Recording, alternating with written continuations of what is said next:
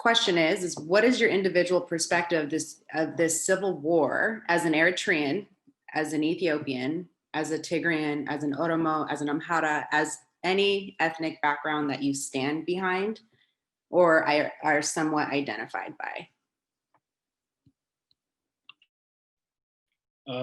I'll go, considering I'm sort of the victim in all of this. But I think the challenge here is, again, if you put politics aside for a second, right? Because going back the last few months, there has been dueling narratives and a lot of hostility and a lot of inflammatory rhetoric, and numerous actors in Ethiopia had multiple opportunities to really de-escalate and find meaningful ways to resolve disputes. So putting all that aside for a moment, I think the thing that really angers a lot of Tigrayans, especially those of us in the diaspora, is what we see as a collective form of punishment. And this is not just in Tigray. I mean, there are a lot of other ethnic groups in Ethiopia that have experienced this, not just in the past 2 years, but also really, I mean, throughout modern Ethiopian history. And so, the blackout of telecommunications, the complete blockade of the region, where critical medicine, critical basic services, including food, fuel, etc., are all in really short supply. This is just inhumane. And there's real talk, and Master Ali, I mean, you're an attorney, so you can talk more about this, but there's real talk about are there violations of international humanitarian law? Are there war crimes being committed here? And for a lot of Tigrayans, ultimately the psyche is, if you go back through just the past century in Ethiopian history, the Italians bombed Ethiopia, but I mean Tigray in this context. Emperor Haile Selassie bombed Tigray. Colonel Mengistu Haile Mariam bombed Tigray. Isaias Afwerki bombed Tigray, and now Abiy Ahmed is bombing Tigray. And so the idea of airstrikes, blockades, those sorts of things, it brings back a lot of old wounds and a lot of trauma. And so when people see this, especially when Tigrayans see this, it's very hard not to get angry and also emotional. And so when you talk to your ordinary Tigrayan, they'll tell you over the last 4 weeks, many of us haven't slept and we've been preoccupied, obviously, with this war. But I would say that the cruelest thing of all of this is the telecommunications blackout. At least if there was telecom, you could call your loved ones every hour just to make sure they were alive. And so the humanitarian crisis of this, and I think in war, we often forget that. I mean, even the Eritrea-Ethiopia war in 1998-2000, both governments still are not honest about how many people died. We estimate up to 100,000 people. We don't really know. You saw what happened this summer in Oromia. I mean, it's really inappropriate. I think we forget the humanity of war, or the human toll of war. And I think that's something that needs to be discussed more.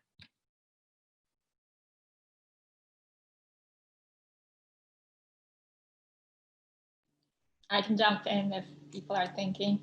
What I think about it as, so just, I think I stated my background that I grew up in Addis, but I was born to an Amhara parent, so I know the sort of the Amhara perspective very well in terms of the build up as well as what's going on right now. So I do hear that from my parents, but for my dad, for example, but I wouldn't. So I will be very, I know a lot of people dismiss the Addis Ababa crowd as like confused or like hidden Amhara, like there's like a really interesting stereotype of that, but I am part of that crowd that kind of really maybe imagines like an Ethiopia that can have a multi-ethnic political sort of environment where politics is not going to be primarily defined by ethnicity. So, and this is all like, I'm processing a lot of the groups now, like re-meeting some people that I thought I knew, and all. So my thoughts about this are evolving right now, but I subscribe to the view that we need to ultimately reach that stage where, neither religion or ethnicity or other, identity will be like a fundamental sort of a framework through which we organize our politics. So So in that perspective, I see this conflict as sort of, and what happened in the past 2 years, let's say. There were 6 months of euphoria, which, in which I was very, hopeful. And then I kind of saw some of it sliding down. So that period, I see it as like really a letdown, like all the excitement and all the hope that Ethiopians had for the country and what we could do with the revolution, the silent revolution, let's say, that was led by the Oromo youth and then other youth groups that joined. But it was a huge contribution that group and that generation had for the country, and what it could become was incredible. I mean, if you guys remember sort of the vibe back in 2018. So for me, it was, it particularly affects, like Sam said, like this is a really emotional, what's happening is really emotional for some people, very personal. And I understand that. The way I see it though is like, we are thrown back into that cycle of grievance and another cycle of war that will breed another one. So that's how I see it. It's just a complete like disappointment in how what this means for the process of like democratization and building institutions and whatnot. So yeah. Okay, let me jump in. So Mastish, hopefully at some point you can say more about what you mean by like, how do you see a post-ethnic Ethiopian political culture? Because as you know, for Addis Ababa crowd, and I don't want to misrepresent them, I make fun of them a lot, but basically, as far as the Addis Ababa elites, or as far as Addis Ababans are concerned, since 1991, Ethiopia has just gone down the hill, and that is the product of what they call ethnic federalism, what the Constitution calls multinational federalism, and they see the recognition of the rights of historically marginalized groups and the recognition of Ethiopia as a multinational state as the beginning of the end of what they see as this ancient state, and that it's created all the problems Ethiopia has. As an Oromo, I don't speak for all Oromos, obviously, like we're 40 million plus people. As an Oromo, I just feel that this war is part of the broader strategy to strip all peoples, but especially historically marginalized people, of the little gains that they've made in terms of linguistic rights, in terms of cultural rights, in terms of some of the demands they have to be recognized as a people, as a collective. And for me, the question is, can Ethiopia actually recognize its multi-ethnic identity? Because it almost feels like the last 30 years were, because there are people in Ethiopia who are structurally empowered enough that they can assert themselves so strongly, but those people are a minority. And that's not to say minorities should not be heard. They should be heard, but I think they should be part of this broader, conversation. So I'll leave it there for now, unless, just one I wanted to add. And also, as Mastish was saying, Abiy Ahmed came to power as a result of this youth-led Oromo grassroots movement that was also joined by other youth. And when you look at those youth, they've been demonized throughout the protests and after the protests. Thousands of them remain in jail where they've been over the last year, and especially since Haj al-Hundessa was assassinated at the end of June. When I look at the way Tagaru people are being demonized today, it's almost identical to how Oromo youth were demonized during and after the protests. And I also recognize that the demonization of the Tagaru didn't begin with this last 4 weeks. It's been kind of there since Abiy Ahmed came to power.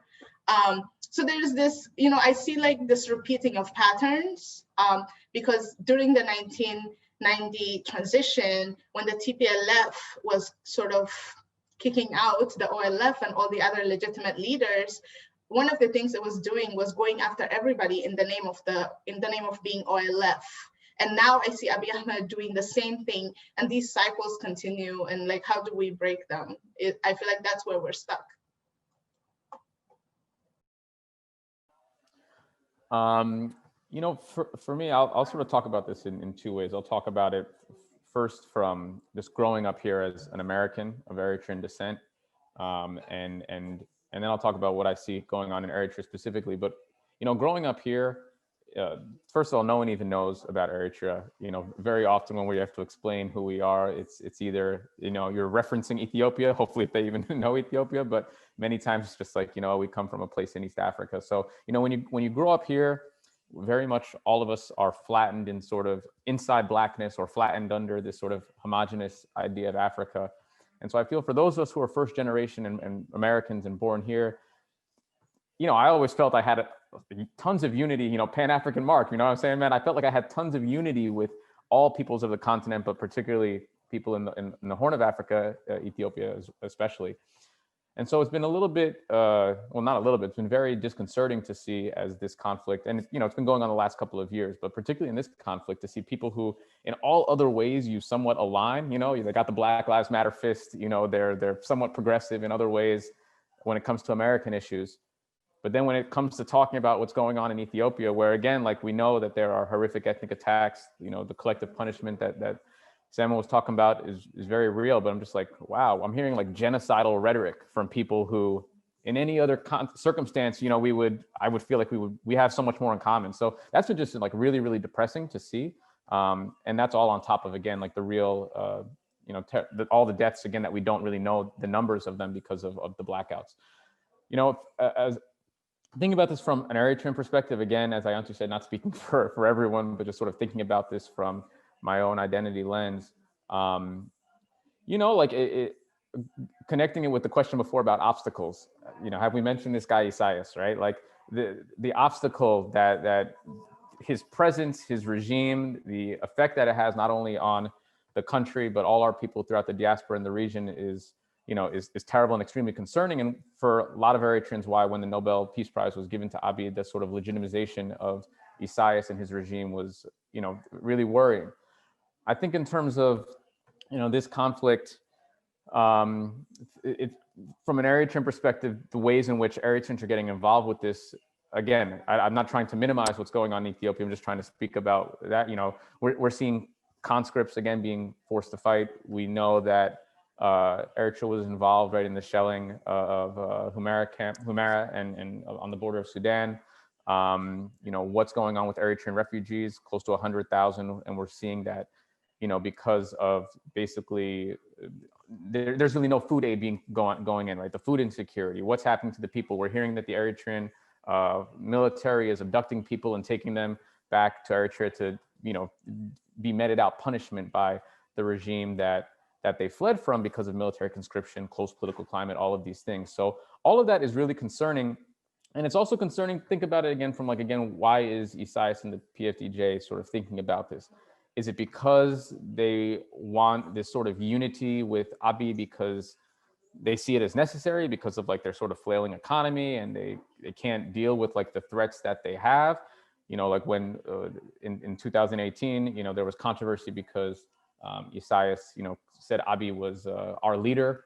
And so a lot of people saw, many Eritreans who are very, very assertive of their sovereignty saw a lot of problems with that. But even if you're not assertive of your sovereignty, like what the hell does that mean? I don't know what that means. But then on the other side, it's like, okay, I mentioned before about election moving forward. Abiy recently was talking about, okay, like now that we've secured victory, I'm calling on Tigrayan refugees, I'm calling on internally displaced people to come back to Tigray. And well, there's a whole lot of reasons why one might not feel comfortable to go back to Tigray, right? Like you're fearful of attacks, of punishment, like you don't know what's gonna happen. So for me, is like, is this the balkanization of Ethiopia? What is the balkanization of Ethiopia potential? I don't wanna speak negatively or put things out there that you know, could cause like a serious harm, but if there's this balkanization that comes into effect, what does that mean for a country where already we've seen far-right populism and ethno-nationalism and really just extremist rhetoric, again, even from people who live here in America. But then also, what does that mean for Eritrea, and what does that mean for Isaias, as now his power is being able to become stronger with a weakened Ethiopia? So all of those things are thoughts that I have no answers to, but it's very concerning. And I like that I get to go after Ando. We're the only ones that get to have the privilege of speaking after a Eritrea perspective, right? Makes it a little easier. Like Ayantu and Ando said, definitely not speaking for the whole Eritrean population, but my personal perspective as an Eritrean on this issue. One thing that I love, that one reason that I really love that we're doing this dialogue is because I feel like if we understand each other's perspectives, then we can avoid these issues, right? Because Mastich kind of spoke earlier about like this hope that she had, right, with Abi, and this like sense of optimism and all that positivity. But I think as an Eritrean, as soon as we saw that he was doing a peace deal with Eritrea, like people who probably weren't from Eritrea or weren't really well versed on the history of Eritrea were probably like, oh wow, this is awesome, right? Like these two countries that have always been at war are finally getting along. But Eritreans know that if you as an Ethiopian prime minister are not condemning the Eritrean leadership for not having a constitution, not having freedom of speech, having more jails than universities, right? We don't even have a university. We just have like colleges and technical institutes and stuff like that.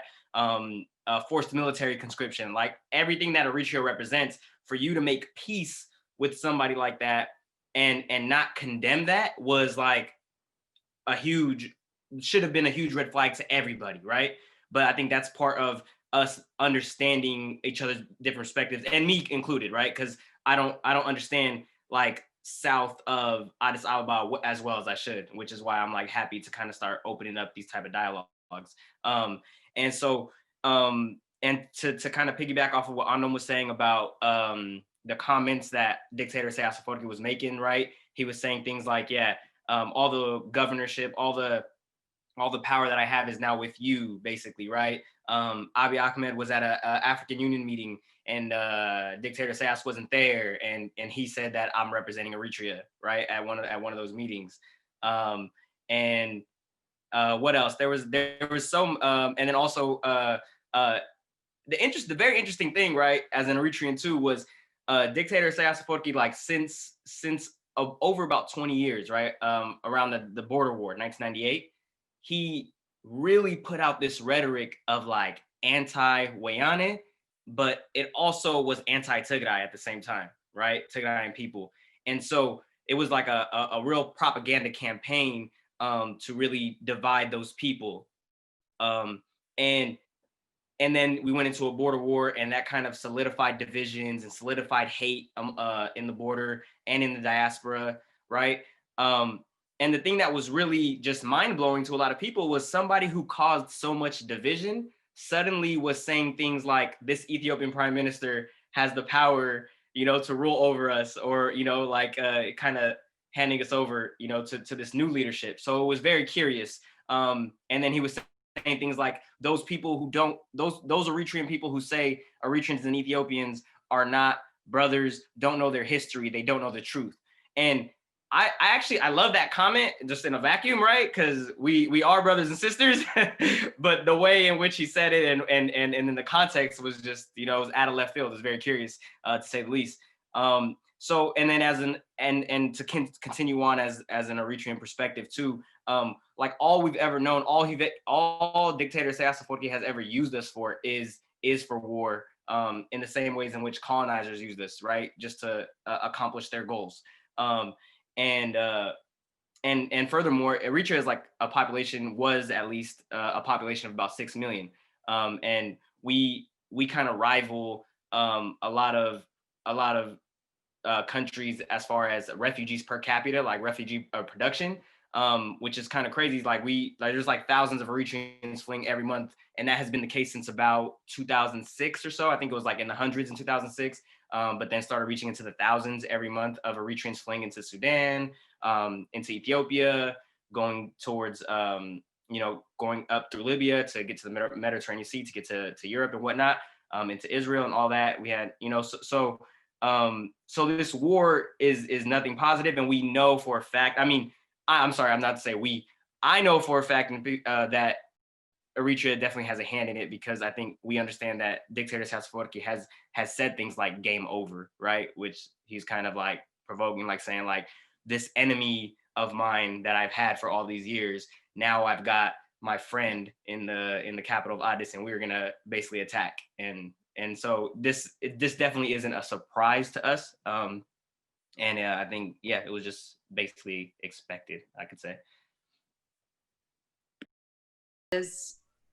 Okay, I was just gonna say like two things very quickly. One is that, so Mark was just saying like, looking at the personalities and some of these actors like Isaias, he's been there for decades. So like the history, the record of these personalities is known, the people know it.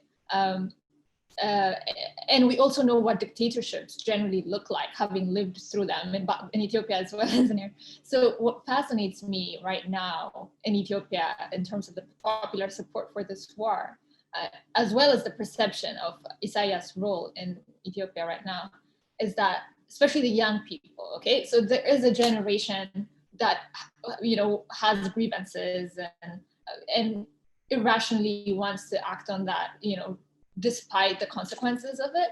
But then there's young people who obviously grew up under TPLF, EPRDF, but should know better, I would think, because the stakes are really high for us. Like Mark was saying about Eritrean refugees crossing the borders, dying in the Missy, and also like being enslaved. This is like daily news.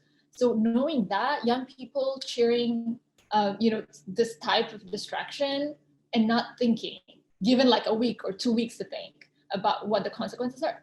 For me, I think that's where I'm arriving right now. Is like, I think the solution really is about how do we help people, think a bit critically about what's going on in their countries and their local and, sort of state and other level, political environment, because we don't think critically. And I think that has to do with like the education system that we had to go through, and I guess goes to, root problems.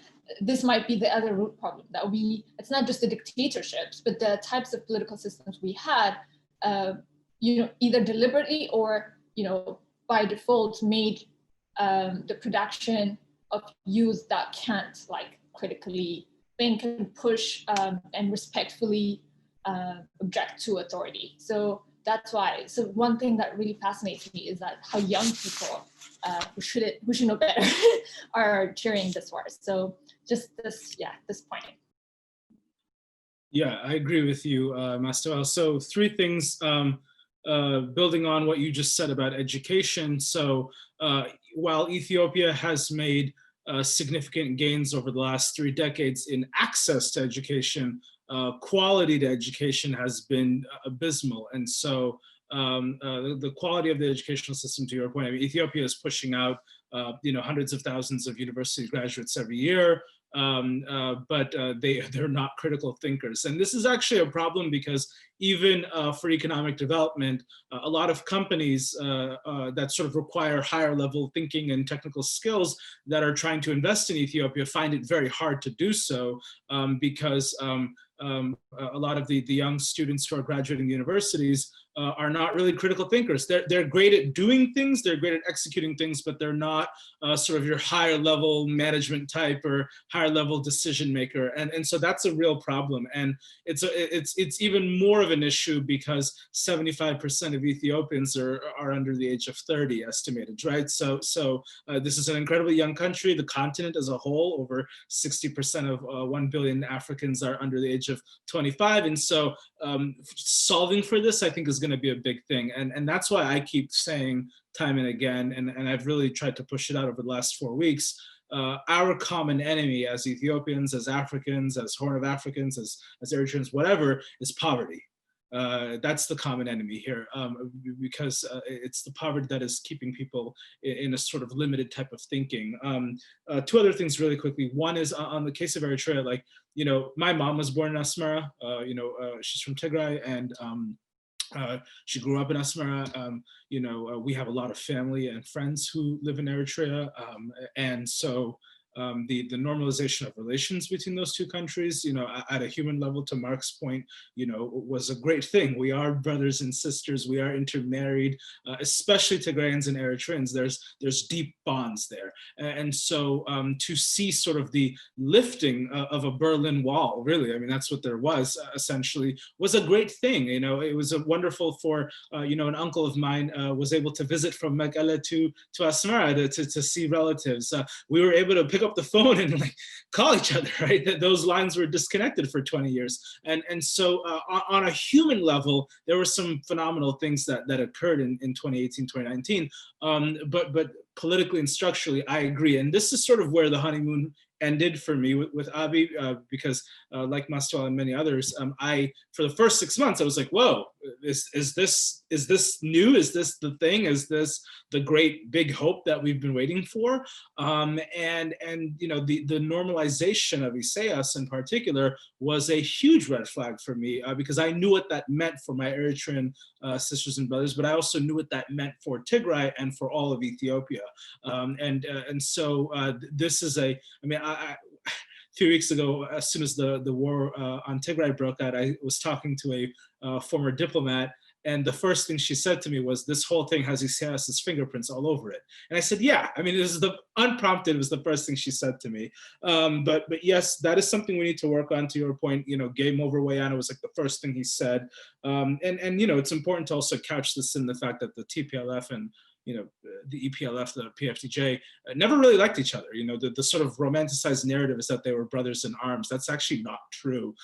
They were allies of mutual convenience because they had to unseat Mengistu for both of their objectives to be accomplished. And so I see a lot of that with Abiy and Isaias now, where it's not an institutional partnership. It's not a partnership between Eritrea and Ethiopia. It's a partnership between two leaders who have a common enemy, who have a common threat. And so I wonder if this war on Tigray has been achieved, like Abiy is saying, what is next for the relationship between Isaias and Abiy? I'm not sure any of us really know, because we still don't really know what they signed either. The agreement that they signed is still not public.